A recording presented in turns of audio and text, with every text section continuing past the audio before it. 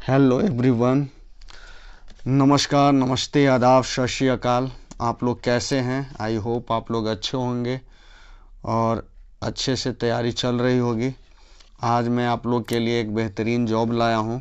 जो लोगों का सपना होता है यहाँ पे जॉब करना, और यहाँ लोगों का उससे भी ज़्यादा सपना होता है कि यहाँ से पढ़कर पास आउट होना और वहाँ के लिए ही काम करना। तो आप लोग को दिख रहा होगा मेरे स्क्रीन पे जो आज का जो पोस्ट है वो नर्सिंग ऑफिसर का है, जो एम्स के लिए है। एम्स जो हर एक साल नर्सिंग ऑफिसर के लिए भर्ती निकालती है, तो इस बार उन्होंने भर्ती निकाला है। ये 24 फरवरी को ये वैकेंसी आया है। इसमें वो कैंडिडेट एलिजिबल हैं जो बीएससी ऑनर्स जो नर्सिंग से किया हो या बीएससी नर्सिंग किए हो, और वो क्या है, इंडियन नर्सिंग काउंसिल या स्टेट नर्सिंग काउंसिल से रिकॉग्नाइज्ड होना चाहिए, ये है। फिर देखिए, बीएससी पोस्ट सर्टिफिकेट या post basic nursing from an Indian nursing council या state nursing council recognised institute और यूनिवर्सिटी, ये भी होना चाहिए।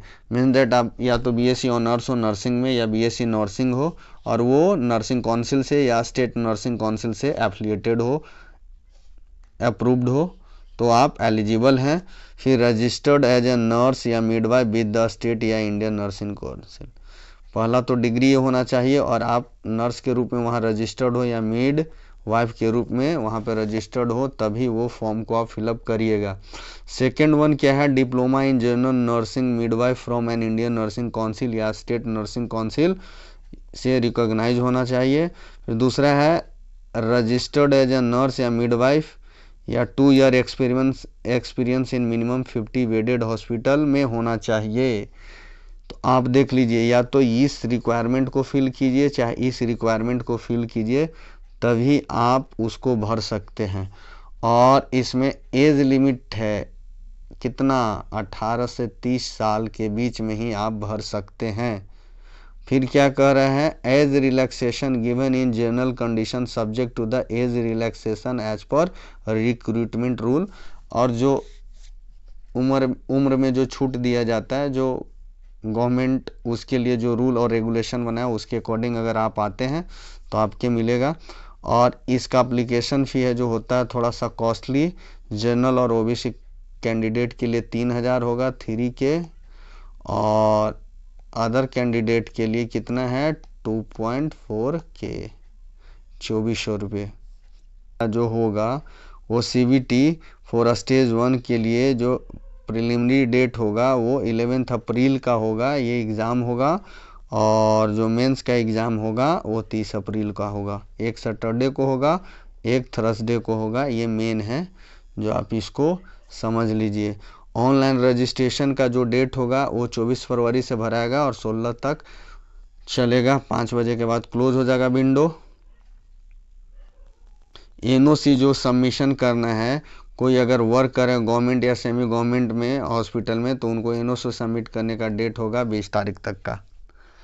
अब देखिए, date of status of application from the acceptance to appear in examination 24/3। Status of registration and last date of correction 25 तारीख तक डेट दिया जाएगा। 25 से 27 के बीच में आपको फॉर्म को करेक्ट करने के लिए। और सिटी एग्ज़ाम कहाँ गया सेंटर, वो 4 अप्रैल को आपको पता चल जाएगा। एडमिट कार्ड 8 अप्रैल को अपलोड कर दिया जाएगा। फर्स्ट जो CBT 1 होगा 11 अप्रैल को, और CBT जो 2 होगा वो 30 अप्रैल को, और रिजल्ट जल्दी ही एग्ज़ाम के बाद 1 महीना के अंदर में मोस्ट प्रोबेबली, अभी तो ये कंफर्म नहीं है तो बताना ये नहीं होगा। उसके बाद आप देख लीजिए, अगर चॉइस और प्रेफरेंस डालना चाहते हैं तो उसके रिगार्डिंग दिया हुआ है, क्योंकि बहुत सारे एम्स हैं तो आप कहाँ पे चॉइस देते हैं वो सारा डिटेल है। एक्सपीरियंस सर्टिफिकेट के बारे में दिया है, इसको भी पढ़ लीजिएगा। एनओसी कैसे लेना है उसके बारे में दिया हुआ है, तो आप इसको पढ़ लीजिएगा। जो मेन है वो मैं आपको बता दे रहा हूँ। देखिए, एज रिलैक्सेशन में है, age relaxation permissible beyond the upper age limit beyond 30 साल से ऊपर क्या हो उनको एज रिलैक्सेशन कैसे दिया जाएगा वो दिया हो। SC ST को 5 साल, OBC को 3 साल। और PWBD को दिया हुआ है। ये सारा चीज़ें हैं जो आप लोग देख लीजिएगा एज रिलैक्सेशन के लिए। एग्जामिनेशन का आ जाइए, जो एग्ज़ाम होगा वो है स्टेट, देखिए NORCET preliminary studies qualifying examination where a candidate who qualify in the test will be allowed to appear in stage 2। Stage 2 में वही होगा जो स्टेज 1 को कंप्लीट करेगा, ठीक है। और ये PT के एग्ज़ाम पे आपका क्या होगा, रैंक जो होगा यूज़ नहीं किया जाएगा।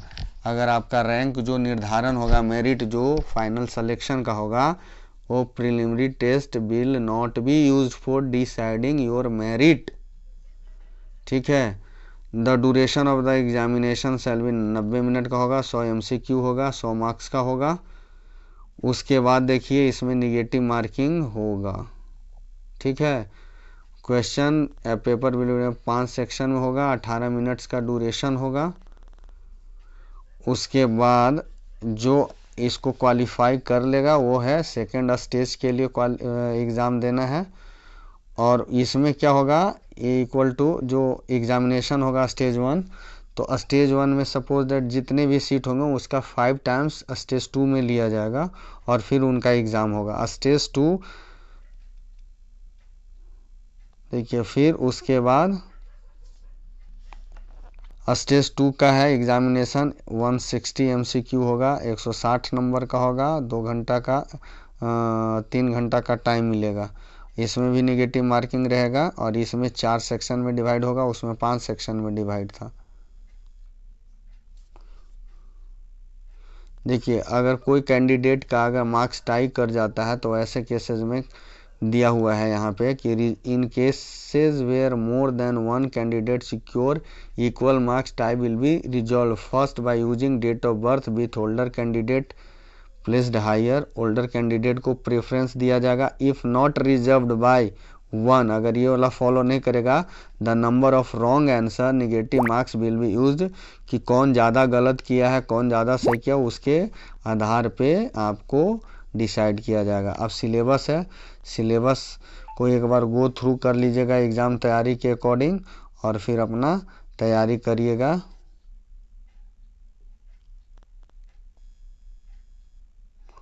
अब इंस्ट्रक्शन है फॉर्म को फिलअप करने के लिए। तो एक बार मैं तो वही कहूँगा कि फॉर्म भरने से पहले एक बार इसको गो थ्रू कर लीजिएगा। और जहाँ पे एम्स के लिए जो नर्सिंग ऑफिसर के लिए पोस्टेड है सबका दिया हुआ, भटिंडा में, भोपाल में, भुवनेश्वर, देवघर, गोरखपुर, कल्याणी, मंगलागिरी, नागपुर, न्यू दिल्ली, पटना, रायबरेली, रायपुर, राजकोट, ऋषिकेश, विजयपुर, मदुरई, ये सारा चीज़ है जो आप यहाँ पे सर्व कर सकते हैं ये सिलेक्शन के बाद। और आई होप कि आप लोग जल्दी इसमें क्वालिफाई करके एग्ज़ाम पास करके एज ए नर्सिंग ऑफिसर बनिए। और इसमें आप लोग अच्छा से भर लीजिएगा। ये सीट वाइज दे रखा है कि कहाँ कितना ज़्यादा सीट है। टोटल सीट है यहाँ पे 2551। जय हिंद, जय भारत। और फिर कल एक नई जॉब अपॉर्चुनिटी लाएंगे।